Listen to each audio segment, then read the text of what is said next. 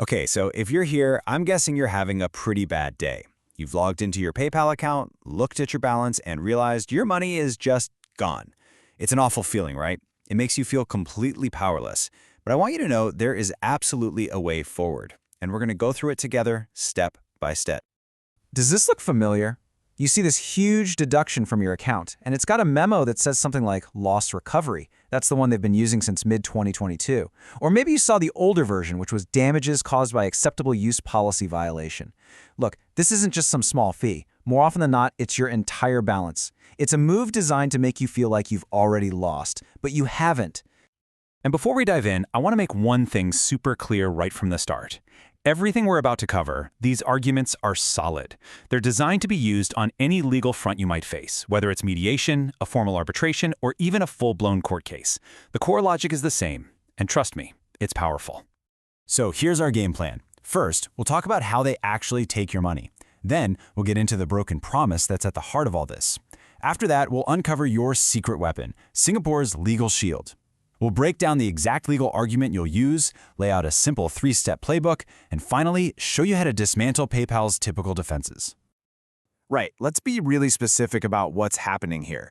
PayPal isn't just hitting you with a $2,500 fine. No, in nearly every single one of these cases, what they're doing is called a balance sweep. That means they take everything, the entire amount in your account, whether it's a few $100 or tens of thousands. Now, it's really important to know if this guide is for you. So if you go and check your user agreement, and you see that you're governed by PayPal Pte Ltd, that's the key. That means Singapore law is what matters for your case. This applies to a huge number of users, most people in Latin America, the Asia-Pacific region, Africa, and the Middle East.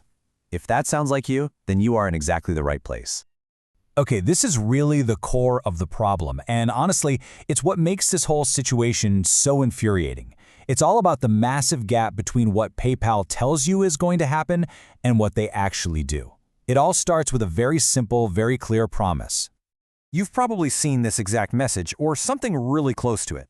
They limit your account, and then they tell you, don't worry, just wait 180 days and your balance will be available for you to withdraw.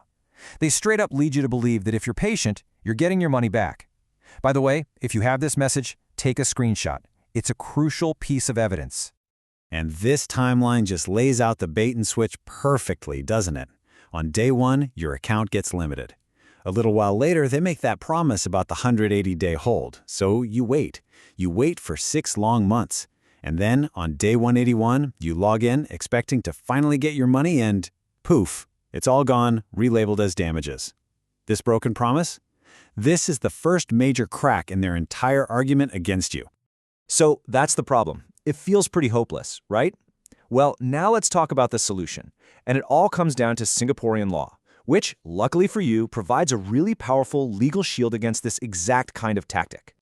Now, I really need you to listen to this next part because it is the single most important concept in this entire guide. Ready? Whatever PayPal is accusing you of doing is legally irrelevant. I'm going to say that again because it's so important. It doesn't matter. You do not have to sit there and defend your business or your transactions. Under Singapore law, the entire burden of proof is on PayPal to prove that you personally caused them a specific, measurable financial loss.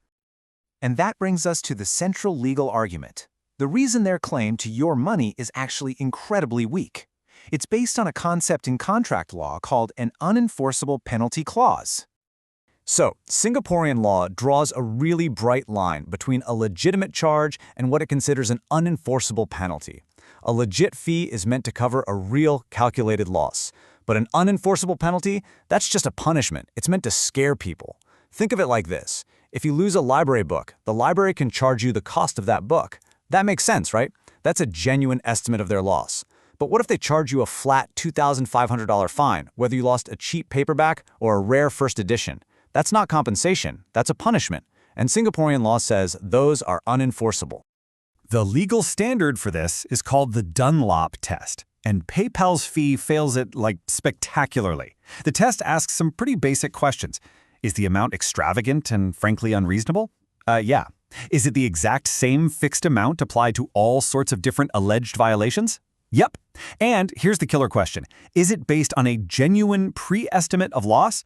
Absolutely not. To this day, PayPal has never been able to show any proof of how they actually calculate these so-called damages. Okay, so that's the why their case is so weak.